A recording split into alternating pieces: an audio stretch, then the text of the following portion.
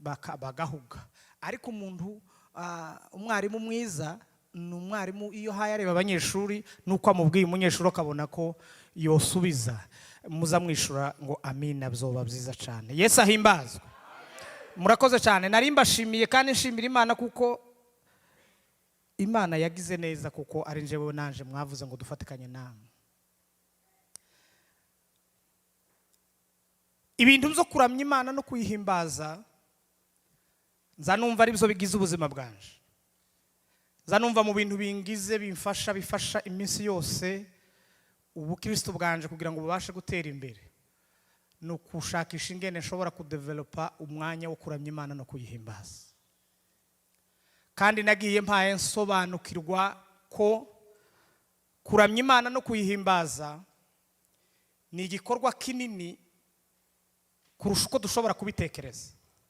Kuko abantu benshi bazi ngo kuramya Imana no kuyihimbaza ni igikorwa c'abaririmbyi. Cyo kintu kiza kimbabaza cyane. Habe n'ubu ngubu urebye ingene bimeze, abantu bashishijeho itangazo kandi n'ababibonye ni benshi, kandi siko bose bagiye mu kazi. Ariko uko benshi batekereje kuko igikorwa cyo kuramya Imana no kuyihimbaza ari c'abasore n'inkumi n'abantu bakiri bato. Ico ni ikintu cyo gusubira inyuma cyane, ni ikintu cyo kutamenya. Ariko kuramya Imana nasanze Dawudi hari urugero yabashije kubivugamwo muri Zaburi yiwe y'148, uhereye kuri iki gice cya mbere ukarangiza nko ku gice cya 11. Yagiye yavuga mu kategori y'abantu bategerezwa guhimbaza Imana uko abantu bameze, ibyiciro by'abantu. Reka ariho ntangirira. Natangaye naje gusanga abatwita ko ari worship, ko ari bo baramyi, nibo banyuma mu bo Dawudi yavuze. Aba basore n'inkumi, aba bantu b'abagore bato n'abagabo bakiri bato bihaye uno mugambi cyangwa se barabifata byo kuramya Imana no kuyihimbaza, n'abanyuma mu byo Dawudi yari kwavuga. Usomye kugira ngo tuje gushorerana neza, nabirebye ibintu Dawidi yavuze, mbibaze muri Bibiliya yanje sanga ni ibintu yavuze ibintu bigera kuri 28. Muri ibyo bintu 28 nasanze abasore n'inkumi ari abantu ba 26. Ni ukuvuga ngo bari imbere gusa abasaza n'abana. Ariko sibo ba mbere. Aha twasomye niryo jambo Dawudi yarangirijemo barangiriza muri zino ndirimbo z'amashimwe zo muri Zaburi. Uyu murongo wa nyuma aravuga ngo ibihumeka byose bishimu Uwiteka. Haleluya. Bwana sifiwe sana. Ibihumeka byose ni ukuvuga ngo mu bihumeka n'abasore barimo, n'inkumi zirimo, n'abadamu bato barimo, n'abakuru barimo, ariko sibo ba mbere. Ariko umvi ibintu Dawudi yavuze, ndetse Dawudi we yavuze n'ibindi bimwe bidahumeka tutabona koko bihumeka, ariko aravuga ngo ibyo nabyo bikwiriye gushima Imana kandi bikayizamurira icubahiro. Nibihe yavuze? Umva ukuntu Dawudi yavuze. Ikintu cya mbere yaravuze ngo nimushima Uwiteka abantu bari mu ijuru mwese. 148 utangire ku murongo wa mbere. Ikintu cya kabiri aravuga ngo natanga abamarayika usarira. Dawudi yarabatonesheje kurya nyine n'abana b'Imana n'abantu bahora bashimira Imana ubudasiba. Aravuga ngo abakabiri mutegerezwa gushima, mwabamarayika mushime. Aravuga ngo ikintu cya gatatu aravuga ngo mwangabo zose ni mushime mu ijuru gahaba ingabo. Abo niwe yari ko banza gutaramira, niwe yabanje kuvuga ngo namwe mwebwe muri iyo mwangabo mushime. Umva ikindi yavuze, yaravuze ngo wazubawe nawe ushime. Uzi kurya kwaka kwizuba kuko riba rihereye heza ngo Imana icubahiro. Tuvuge cyane ngo amen. Ikintu cya kabiri aravuga ngo nawe wakweziwe singusize nawe ushime. wanyenyeriwe nimushime. Izuba wajuruwe risumba amajuruwe iriya mu kirere, mbingu na mbingu na mbingu na mbingu nabyo ngo bishime Imana. Ntibararuha bagera kuri ba Diane, Dawudi ntararuha batekereza.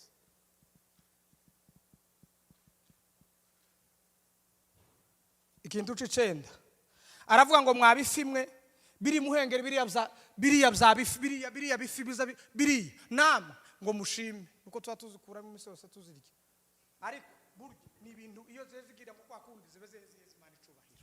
Kandi Dawudi aravuga ngo namwe uko mubigenda gutyo uko kose muba muhaye muheza Imana icubahiro, namwe nimushime. Aravuga ngo nawe muriro n'urubura na za sino nazo ngo nizishima Imana, nta kintu kiri inyuma. Na za sino nazo zishima Imana, za shelegi. Aravuga ngo nawe muyaga w'ishuheri rimwe na rimwe ugakundura n'amazu, ariko akavuga ngo namwe nimushima Imana kuko muri ko murava mu mbaraga z'Imana. Ikintu cya 14 aravuga ngo shuheri nawe usohoza ijambo rya 15 aravuga ngo namwe misozi miremire mwe na za gafinda na za jari namwe mushima Imana, natujya dusozi dutoya natwo dushima Imana. Umanuke reka ndeke kubajana umwanya kino ugere ku murongo wa 12 aravuga ngo namwe basore n'inkumi nukuri ko Imana ba 25 na 26 ngo namwe mushima Imana. Ikintu cambe canyuma aravuga ngo n'abasaza nabo bashima Imana, namwe ntimwibagiranye abasaza ngo namwe mushima Imana, murabo kuramya Imana. Abo ngabo nabo n'abana bacu dukiki barya abana bato ngo namwe mushima Imana. Aha bene data bavuze ngo niwe mutwe w'amajambo natangaye, kuko niryo jambo nanje mpaye soma, niryo jambo natekereje kuko uriya niwo mutima wo kuramya Imana. Iri jambo rivuga ngo nawe aramusubiza ati ukundisha Uwiteka umutima wawe wose, ukundisha Uwiteka umutima wawe wose n'ubugingo bwawe bwose n'ubwenge bwawe bwose. Afete iri niryo rizingiyemo ijambo definition y'abarami. N'abantu bahaye Imana umutima wabo, n'abantu bahaye Imana ubwenge bwabo, n'abantu bahaye Imana ibitekerezo byabo, n'abantu bagengwa n'Imana. Niyo definition. Umva amajambo tuje kuvuga nagera nko Kurane. Kuramya Imana no kuyihimbaza Niki. Twebwe tuzi ko kuramya Imana no guhimbaza Imana ibyo twamenyereye ngo indirimbo zo kuramya ngo nizazindi zitonze, hanyuma izo guhimbaza ngo nizazindi aha mupenzi yarageze n'ahandi tuja kugera haba bienvenue ngo zirya ngo nizo zo guhimbaza, niko tumenyereye. Kandi ubundi muri definition yoroshe cyane kuramya Imana, reka dutangire guhimbaza. Guhimbaza Imana ni ukuvuga ibitangaza, ni ukuvuga gukomera kw'Imana. Nari navuze ngo ndabaza ikibazo, ariko kera nagiye, ariko kera kibazo reka nkibazo. Dia wina nawe mwegeranye n'umuze nimurebe urukundo ruhebuje data yadukunze. Nubwo amagambo yanjye ataba menshi, shimwa Mana kuko ndamahoro, mutima wanjye himbaza iyo Mana, unezerwe kuko ndamahoro. Imana gomugisha sura. Kuramya Imana ntabwo bikorwa, byinjirwamo. Iryo jambo muryumve cyane. Guhimbaza Imana ubundi mu bisanzwe mu murongo mwiza wo kugira ngo tukora no majambo kugira ngo tugire worship nziza nuko dutangira mu ndirimbo zo guhimbaza Imana. Indirimbo zo guhimbaza Imana niyo waririmbye ntabwo ari yo guhimbaza, niyo kuramya.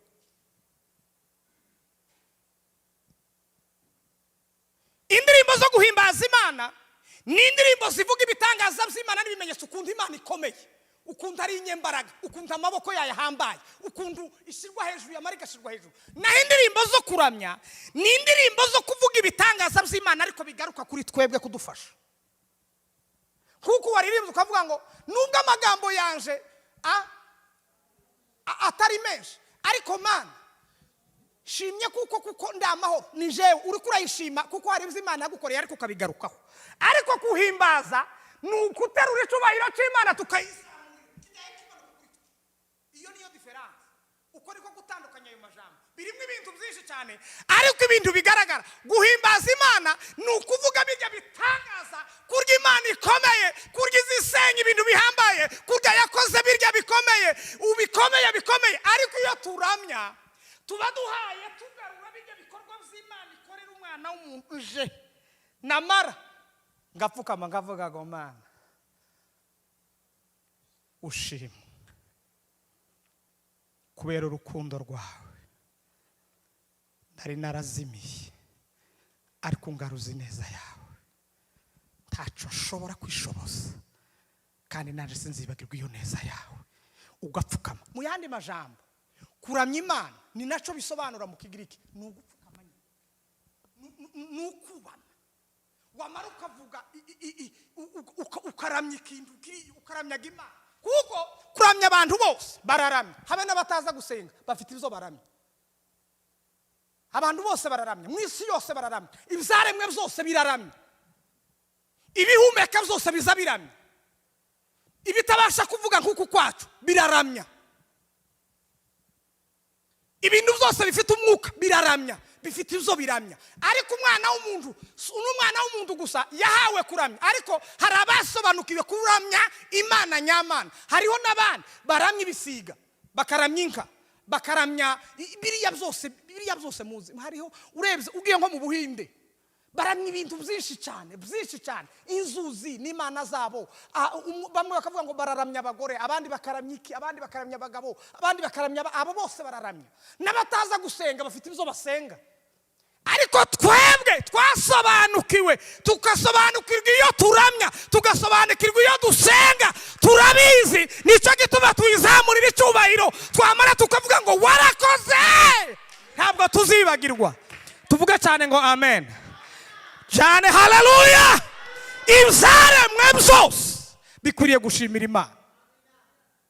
Iki ni igikorwa, uyu ni umurimo wahawe abantu. Kuramya rero no guhimbaza Niki nayo majambo ni ukugarura icubahiro Imana, ni ukugarurira ubwiza bw'Imana, tugahora tuvuga tukayivuga ibitangaza byayo. Naratangaye, hari indirimbo nyinshi nageza ntekereza, n'ubu indirimbo imwe yarantangaje. Iyo nyitekereje ndavuga ngo si uwo muhimbyi yari yatekereje iki? Yararirimbye gutya. Nigeze kuba mu gitaramo umuririmbyi araririmba, ariko si wayihimbye nyine, ariko yari yataramye aranezerwa ngo amararirimba. Ngo amararirimba aravuga ngo Satana mala abantu, ntawe uzi kurasa. Ngo Satana yamaze abantu. Kisigo, yes. Kisigo mala abantu. Ntawe uzi mugufurere. Ariko urakaza.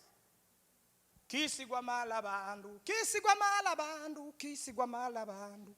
Nukuvuga ngo batazi igisigo abatazi igifrero, nukuvuga ngo Satana amaze abantu. Satana amaze abantu bakaneza. Iyo sindirimbo y'Imana. Iyo sindirimbo yo guhimbaza Imana, iyo sindirimbo yo mu ikanisa. Iyo gisigwa amaze abantu, hanyuma twishime kuko gisigwa amaze abantu. Titworuha twishima kandi ntitwovuga ngo amen. Ipendo bakarara barivuza bugaca. Reka mbibutse yindi ndirimbo natwe tuzaturirimba. Farao mutu mubaya aliwate kutesa wana Isiraheli. Hanyuma tugire gute ko yabatesheje tuvuge ngo amena yarabatesheje. Iyo si indirimbo yo guhimbaza Imana.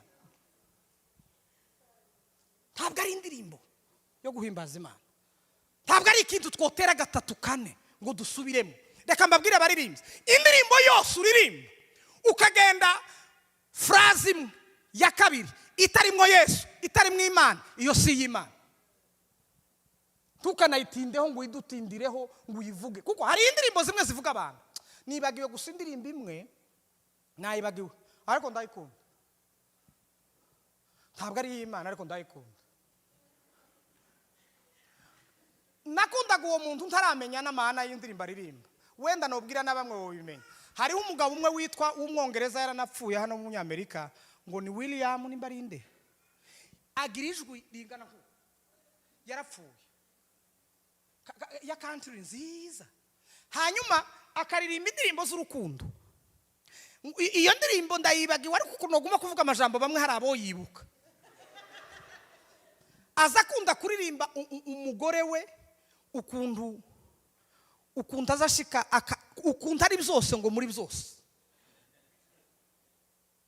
Ukuntu aho yibuka mwabaso nukuri mwampishe gusa ariko ko murayibuka. Indirimbo ya William ikigabo cyapfuye tari giherutse gupfa mu myaka ishize, ariko yaririmbye indirimbo y'urukundo akaza kunda kuririmba. Ntana pronounce umugore ariko akavuga ikintu nyine cy'urukundo ngo yarusha ngo azashika yamara iruhande rw'umuntu wiwe ngo yamara karuhuka. Uko ntayo mwibutse murampishe murayibutse. Ne mucongereza nyine nibagiwe. Burya indirimbo nishi zizazi muziki ni kwa kundi muri definition yayo baza bavuga ngo ni are ngo ya kombinezo ngo ya majwi azaguma kuza kandi bizamara bigasohoka neza. Jewe ntaramenya icongereza. Indirimbo zurya Lucky Dube wapfuye wahariye nageza nzumva kagira nk'ibitegengeza ama emotion akaza kubera sinagaza numva icongereza, ariko kubera melody nono irya melody ikankubitamwo nkama numva neza n'inkazi rya zindirimbo z'iwacu zo mu mahombi zo kuganya. Namwe muracecetse ariko mwageza muryoherwa nazo mutazizi. Indirimbo zose zitavuga Imana ntabwo ari iz'Imana, si nizo kuririmba, ntabwo zona kubahira. Kandi abantu bose baririmba aha baririmbyi batandukaniye n'abarami. Reka mbere burya kuririmba ni igikorwa gito cyane mu bintu bigize kuramya Imana. Mu bintu bigize kuramya Imana igikorwa cy'uburirimbyi ni gitoya. Kuririmba ni gito cyane mu bintu bigize kuramya Imana. Kuko igikorwa cyo kuramya Imana ni igikorwa cy'ubuzima bw'umukristo. Umukristo wese akwiriye kuramya Imana mu kibaza cyose abarimwo.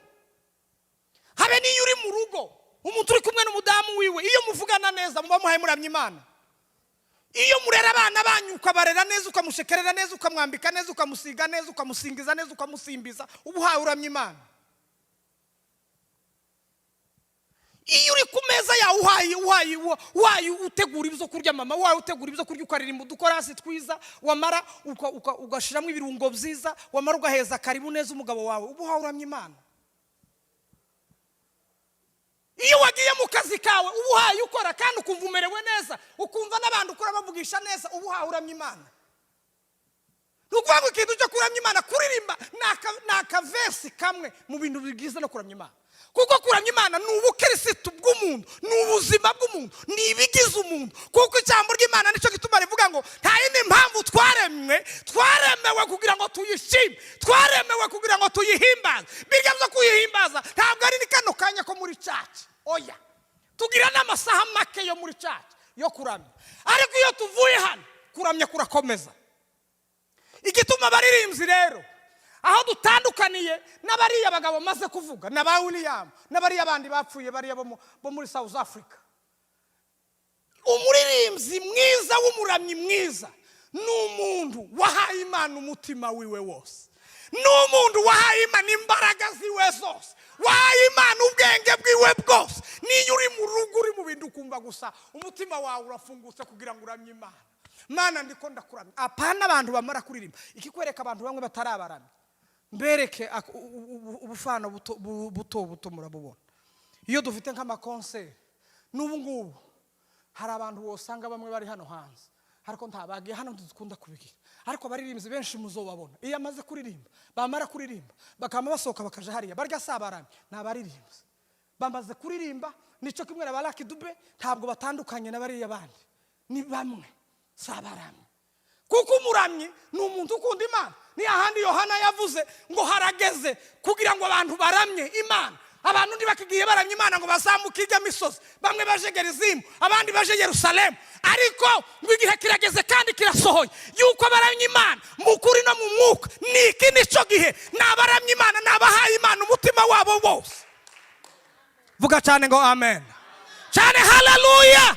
Mu Baroma igice cya 12 murongo wa mbere harya nuko wa kabiri havuga ngo mutange ngo imitima yanyu nimara ibi bitambo bizima byera kandi bishimwa n'Imana. Uwo ni wo muramyi.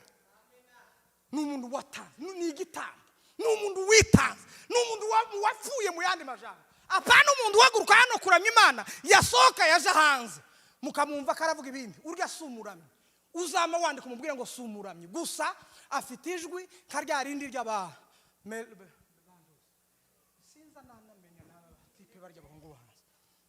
Ndeka mbereke ikintu kimwe.